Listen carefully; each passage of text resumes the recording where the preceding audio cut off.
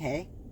Well, now I want to talk very shortly about the winds and about the cult of the winds back home on the Balkan.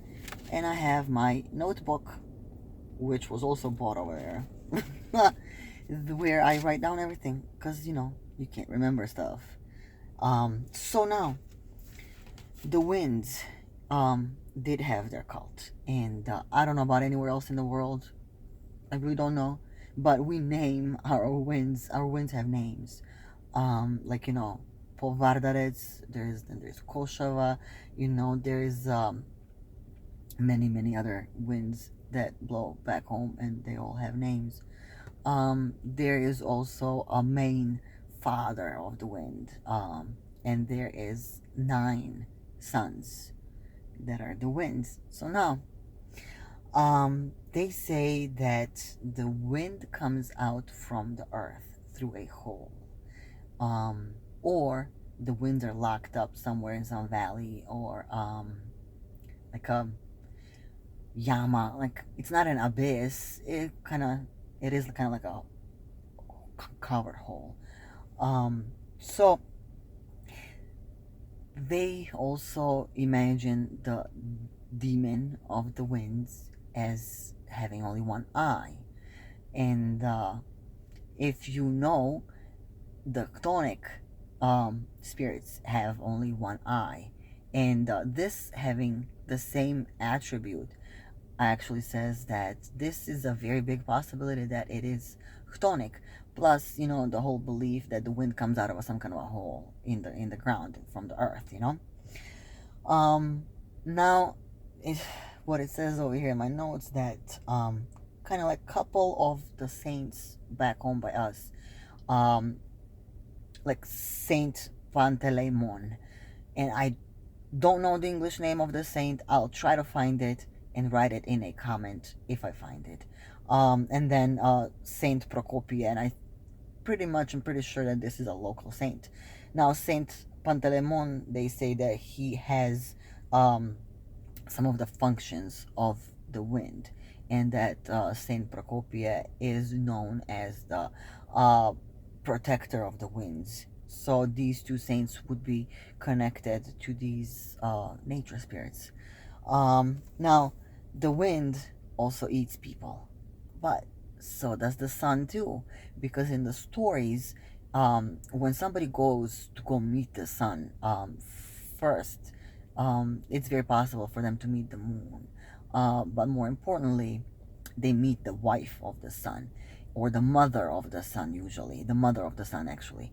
And the mother of the sun hides them somewhere, and then the sun comes in, starts sniffing, and says it smells like human over here. And then the mother has to convince him not to eat the human and all this stuff. So another evidence that the winds had their salt, see, because I'm thinking about the sacrifice given to them. That evidence that the winds had their cult is their sacrifice in salt and bread. Now, this may be very kind of like, you guys here in America usually say that the salt is to protect from demons and spirits, but that's not so. So, not in all cases. And yeah, so that was the sacrifice that was given to the demons that were bringing hail. And this still has to do with wind.